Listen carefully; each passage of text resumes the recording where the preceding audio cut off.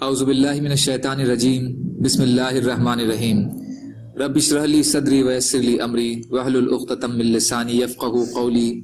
حیات الصحابہ رضی اللہ عنہم، حصہ اول، ہجرت کا باب۔ حضور صلی اللہ علیہ وسلم اور حضرت ابو بکر صدیق رضی اللہ عنہ کی ہجرت کا قصہ، چھٹا حصہ۔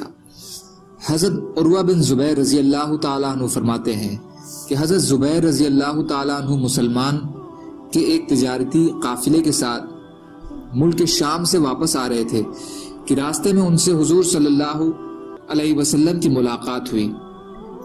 حضرت زبیر رضی اللہ عنہ نے حضور صلی اللہ علیہ وسلم اور ابو بکر رضی اللہ عنہ کو سفید کپڑے پہنائے، اور مدینے میں مسلمانوں نے حضور صلی اللہ علیہ وسلم کے مکہ سے روانہ ہونے کی خبر سن لی تھی۔ مدینے کے مسلمان روزانہ صبح کو ہرہ تک آپ کے استقبال کے لیے آتے اور آپ کا انتظار کرتے، اور جب دوپہر کی گرمی تیز ہو جاتی تو مدینہ واپس چلے جاتے۔ ایک دن بہت دیر انتظار کر کے مسلمان واپس ہوئے۔ جب یہ لوگ اپنے گھروں کو پہنچے تو ایک یہودی ایک قلعے پر کسی چیز کو دیکھنے کے لیے چڑھا۔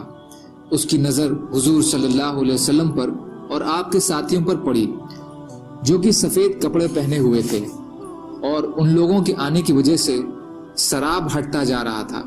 گرمی کی وجہ سے ریگستان میں جو ریت پانی کی طرح نظر آتی ہے اسے سراب کہتے ہیں۔ اس یہودی سے نہ رہا گیا، اس نے اونچی آواز سے کہا، اے عرب والوں، یہ تمہارے حضرت ہیں جن کا تم انتظار کر رہے ہو۔ تو مسلمان ہتھیاروں کی طرف لپکے۔ اس زمانے میں استقبال کے لیے ہتھیار بھی لگائے جاتے تھے، اور ہتھیار لگا کر مسلمانوں نے ہرہ نامی جگہ پر حضور صلی اللہ علیہ وسلم کا استقبال کیا۔ آپ ان سب کو لے کر ہرہ کی داہنی طرف مڑ گئے اور بنو عمرو بن عوف کے یہاں جا کر ٹھہرے۔ وہ پیر کا دن اور ربیع الاول کا مہینہ تھا۔ حضرت ابو بکر رضی اللہ تعالیٰ عنہ تو لوگوں کے استقبال میں کھڑے ہو گئے۔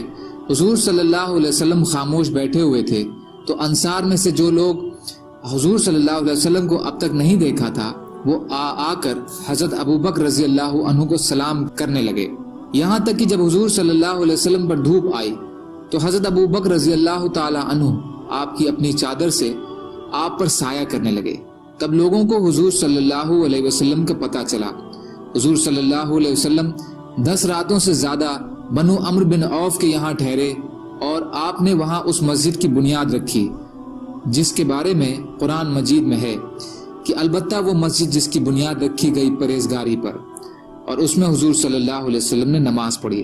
پھر آپ اپنی سواری پر سوار ہو کر چل پڑے، اور لوگ بھی آپ کے ساتھ چل رہے تھے، یہاں تک کہ آپ کی اونٹنی مدینے میں اس جگہ جا کر بیٹھ گئی جہاں مسجد نبوی ہے، اور ان دنوں وہاں مسلمان مرد نماز پڑھا کرتے تھے۔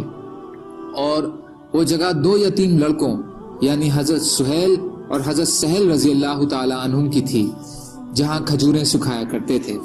وہ دونوں حضرت اسد بن زرارہ کی پرورش میں تھے۔ جب آپ کی اونٹنی بیٹھ گئی تو آپ نے فرمایا، انشاءاللہ یہی ہمارے ٹھہرنے کی جگہ ہے۔ پھر آپ نے ان دونوں بچوں کو بلایا اور مسجد بنانے کے لیے ان سے اس جگہ کا سودا کرنا چاہا، تو ان بچوں نے کہا، اے اللہ کے رسول صلی اللہ علیہ وسلم، نہیں، ہم بیچنا نہیں چاہتے ہیں، بلکہ ہم یہ زمین آپ کو تحفے میں دیتے ہیں۔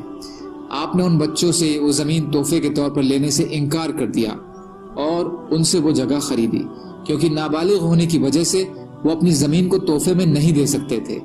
پھر اس جگہ آپ نے مسجد بنائی۔ حضور صلی اللہ علیہ وسلم بھی صحابہ کے ساتھ مسجد کی تعمیر کے لیے کچی اینٹیں اٹھانے لگے، اور آپ اینٹیں اٹھاتے جاتے اور یہ شعر پڑھتے جاتے۔ اس کا ترجمہ ہے، یہ اٹھائی جانے والی اینٹیں خیبر میں اٹھائی جانے والی کھجور اور کشمش کی طرح نہیں ہیں، اے ہمارے رب، بلکہ یہ تو ان سے زیادہ بھلی اور ان سے زیادہ پاک ہیں۔ اے اللہ، اصل اجر اور ثواب تو آخرت کا اجر اور ثواب ہے، تو انصار اور مہاجرین پر رحم فرما۔ پھر آپ نے ایک مسلمان کا شعر پڑھا، لیکن اس مسلمان کا نام مجھے نہیں بتایا گیا۔ ابن شہاب کہتے ہیں، ہمیں حدیثوں میں کہیں نہیں ملا کہ حضور صلی اللہ علیہ وسلم نے ان شعروں کے علاوہ اور کسی کا پورا شعر پڑھا ہو۔ بدایہ حصہ 3 پیج نمبر 186۔ حضرت انس بن مالک رضی اللہ تعالیٰ عنہ فرماتے ہیں کہ میں بھی بچوں کے ساتھ دوڑا پھر رہا تھا، سب لوگ کہہ رہے تھے کہ محمد صلی اللہ علیہ وسلم آ گئے۔ میں دوڑا تو پھر رہا تھا، لیکن نظر کچھ نہیں آ رہا تھا، یہاں تک کہ حضور صلی اللہ علیہ وسلم اور آپ کے ساتھی حضرت ابو بکر رضی اللہ عنہ دونوں تشریف لے آئے اور مدینہ کی ایک غیر آباد جگہ پہ آ کر بیٹھ گئے۔ پھر انہوں نے ایک دیہاتی آدمی کو بھیجا جو انصار کو ان دونوں لوگوں کے آنے کی خبر کر دے۔ اس لیے لگ بھگ 500 انصار ان لوگوں کے استقبال کے لیے نکلے اور ان دونوں کی خدمت میں پہنچ کر ان لوگوں نے عرض کیا، آپ دونوں تشریف لے چلیں، آپ دونوں امن میں ہیں اور آپ دونوں کی بات مانی جائے گی۔ آپ اور آپ کے ساتھی حضرت ابو بکر ان استقبال کرنے والوں کے بیچ چل رہے تھے۔ تمام مدینے والے استقبال کے لیے نکل آئے، یہاں تک کہ کنواری لڑکیاں گھروں کی چھتوں پر ایک دوسرے سے آگے بڑھ بڑھ کر حضور صلی اللہ علیہ وسلم کو دیکھ رہی تھیں اور ایک دوسرے سے پوچھ رہی تھیں کہ ان میں سے حضور صلی اللہ علیہ وسلم کون ہیں، ان میں حضور صلی اللہ علیہ وسلم کون ہیں۔ اس جیسا منظر ہم نے کبھی نہیں دیکھا تھا۔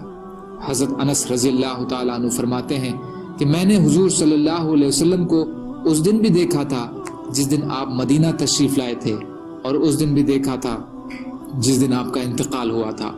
ان 2 دنوں جیسا کوئی دن میں نے نہیں دیکھا۔ بدایہ حصہ 3 197۔ حضرت ابن عائشہ رحمت اللہ علیہ فرماتے ہیں کہ حضور صلی اللہ علیہ وسلم مدینہ تشریف لائے تو عورتیں اور بچے خوشی سے یہ شعر پڑھ رہے تھے جس کا ترجمہ ہے، وداع کی گھاٹیوں سے 14ویں کا چاند ہم پر نکلا ہے، جب تک کوئی بھی اللہ کی دعوت دیتا رہے گا ہم پر شکر واجب رہے گا۔ بدایہ حصہ 3 پیج نمبر 197۔ سبحان اللہ و بحمدہ، سبحانک اللہم و بحمدک، اشہد ان لا الہ الا انت، استغفرک و اتوب الیک۔